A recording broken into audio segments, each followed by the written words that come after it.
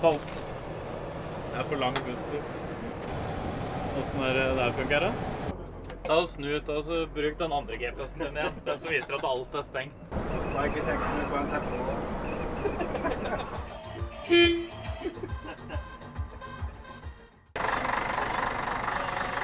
Endelig fremme i Ferropolis. Klokka 8 på morgenen, og det sikkert 30 varmegrader. Så det bare å få hilt seg ut i vannet her, nå få av bilen, få opp teltet og så bade, tenker jeg. Det blir bra.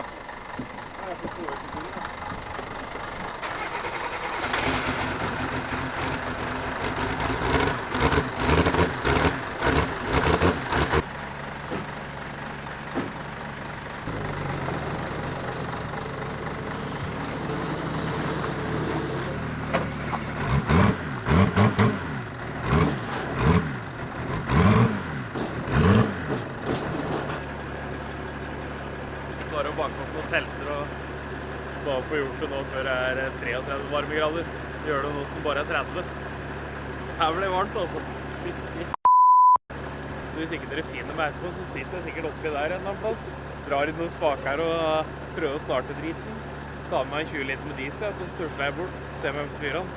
Nå har bilen vært imellom teknisk. Vi måtte bare sveise buret til gulvet. Det litt forskjell på reglene Norge og Tyskland, så de fleste andre norske også måtte gjøre det samme, for vi har jo bare bolta. Det det som kravet i Norge.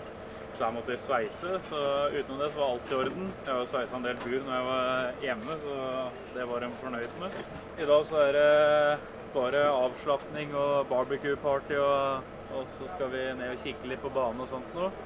Altså vidt kikket det ser helt sjukt ut. Det her kommer til å bli dritrått. Så vi gleder oss sinnssykt mye til å begynne å trene der allerede i morgen. Nå er vi klare for første trening. Det blir helt rått å få testet banen her ute. Det her gleder jeg meg til.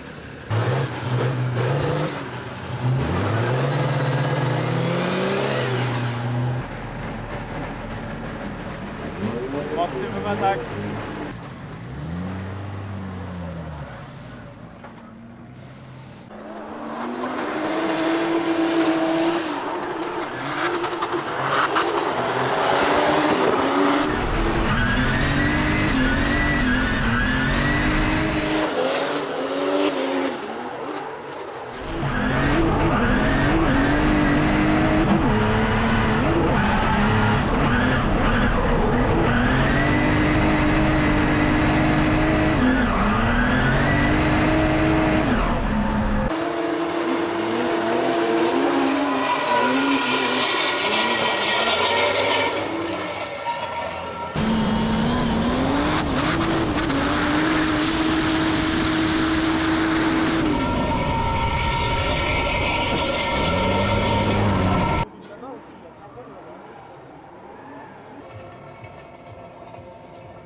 Første rønn, da sto det en av kålhu i veien i Myteria, som så gikk det en av de der som arrangerer, gikk bare foran bilen. Gikk i rønnøtten. Så da var det rønnøtten. Andre rønn, da bilen av i Myteria. Så vi kjørte jo 0,7 bar nå, og det var nok litt for lite. Vi får prøve nå med en bar, så skal vi se det. Mye sånne små dumper i veien der.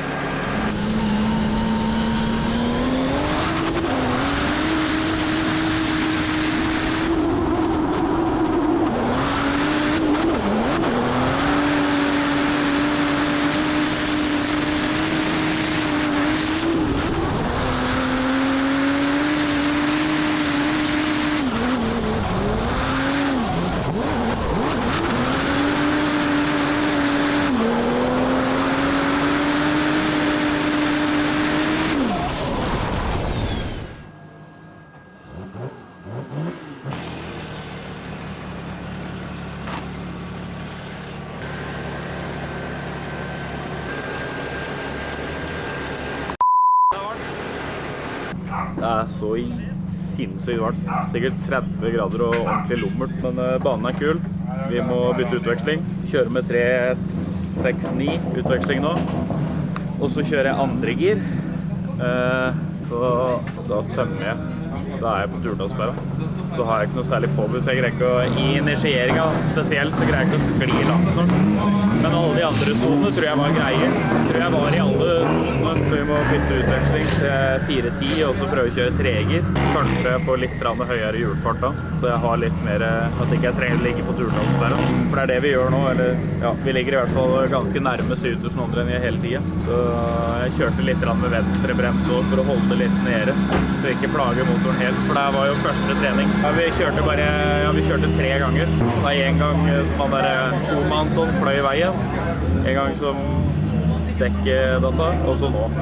Så nå, vi fikk jo egentlig kjørt et ordentlig run nå, og det virket veldig bra. Ifølge spotterne så var det veldig greit i forhold til de fleste. Det var noen av de lokale her som kjørte litt bedre, så det jo å forvente. Vi har 5 treninger til i dag, tror jeg, inkludert nattreninger. Nå det bare å kjøre på. Tenker jeg vi prøver å bytte utveksling og justere litt på escape.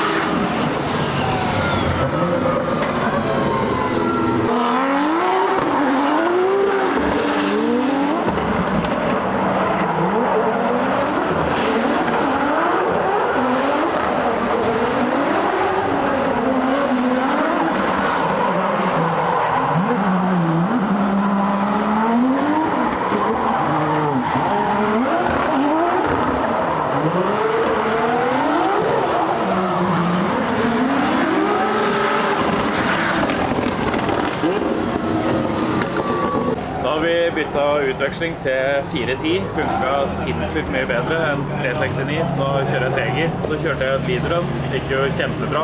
Vi kjørte ut med brukte dekker, så vi skulle egentlig bare teste utvekslingen. Og så måtte vi kjøre en chase også, og da seilte jeg bare, jeg merket at da jeg var ferdig med leaden, så var det tomt på hjul. Da bare seilte jeg over mål, så da visste jeg at her må jeg bare ta det pent. Du ser på filmen at jeg bare seiler etter den, så i overgangen så stakk jeg han av. Så han hadde mye mer grep enn meg, men kjempefornøyd. Og initieringen bak han nå var jo kjempebra. Da var jeg rett på, så jeg hadde riktig fart, og alt virket egentlig helt supert. Bilen ble mye bedre å kjøre også med 410 utveksling, så kjempefornøyd.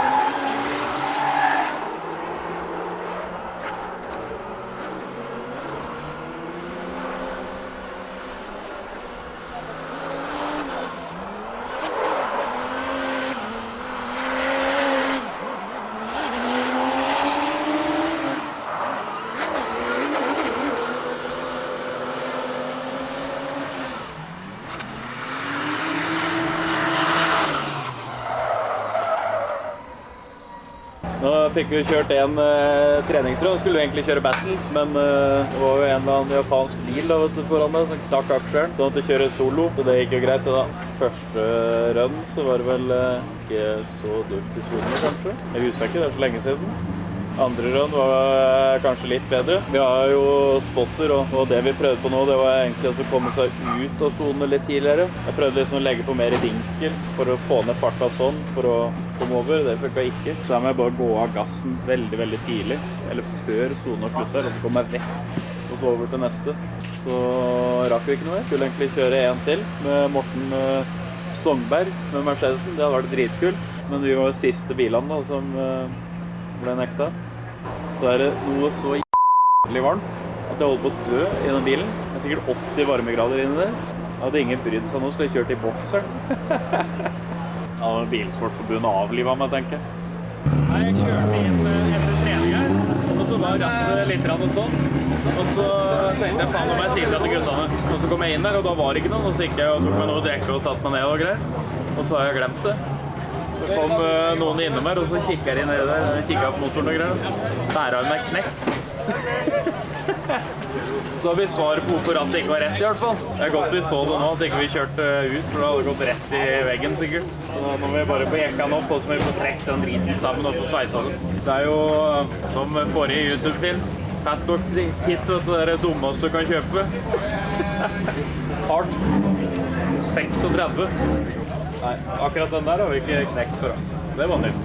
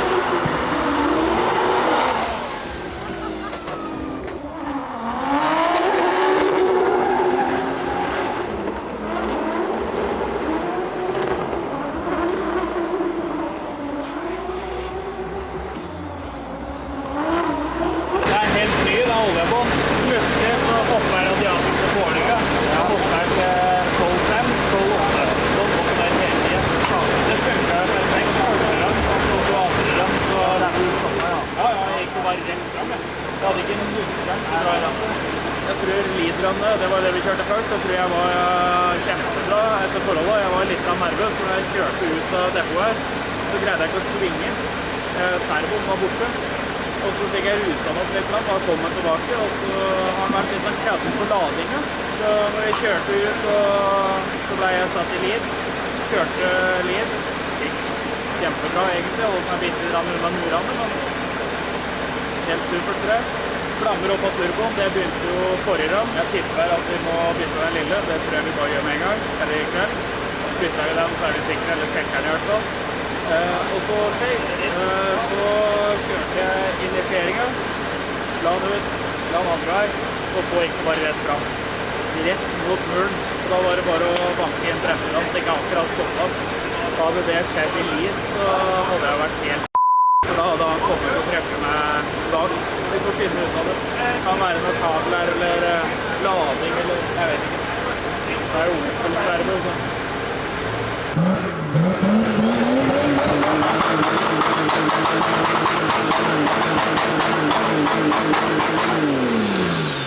Endelig kvelden her, ferdig med dag 1. Det har vært en fantastisk dag.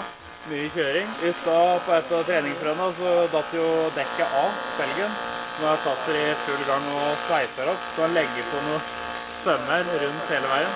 De felgene der, de nekter å dø. Har vi hatt opp turbaene, så Paul er i gang og setter dem sammen igjen. De var helt strøkne, og det er jo fantastisk. Vi har jo kjørt med ganske mye flammer i dag. I hvert fall nå de siste rønnene. Den lille turboen også, som ligger på bordet der borte, er helt ser ny ut. Det er moro. Bytta noen O-ringer på intergull der og litt sånn småtteri. Boltstrekk. Og vaska over bilen. Det siste de skal gjøre nå, det er å sjekke hjulstillinga. Vi har ikke vært i muren, bare subba den litt. Vi har ikke vært borti noe. Men vi knakk jo den som holder bærearmen, så det har nok kanskje flettet seg litt. For rattet står ikke helt rett og sånt noe lenger, men den virker god å kjøre uansett. Så.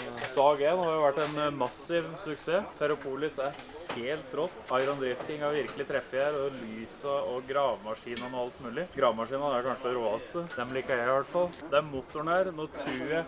Hvor mange dekk er det vi har brukt opp i dag, gutter? Så hadde det vært 2 igjen. 16 hjul bare i dag. Det er jo helt sjukt. Og vi har virkelig plaget bilen. Det er motoren her. Det er verdens best bygde OM 648. Nei, det er verdens best bygde dieselmotor. Det er helt garantert. Den har gått over hele Europa i 2 sesonger. Over 300 semifliks har jeg brukt opp med den motoren her. Sliter litt med turboer og sånn småtteri, men motoren har vi ikke rørt en eneste skrue på. Jeg pellet den opp i vinter, sjekket i lageret, og som jeg sa da, den var like dårlig nå som da jeg satte den i. Da skrudde seg og sjekket bare ett lager. Og det er en fantastisk motor. Det er helt sinnssykt rått, og den kjøringen vi har hatt her nå med altså, med en gang vi går av gass, så er det jo bare inn med kløtsjen, og så holder du bånd gass fortsatt. Så og videre. Det er, jeg skjønner ikke selv at den motoren tåler det. Det er jævlig moro. Så vi har jo med reservemotor som jeg tenkte vi skulle sette ut her i morgen. Så true den med, sånn at den ikke tør å gå i stykker. Bare sånn true med.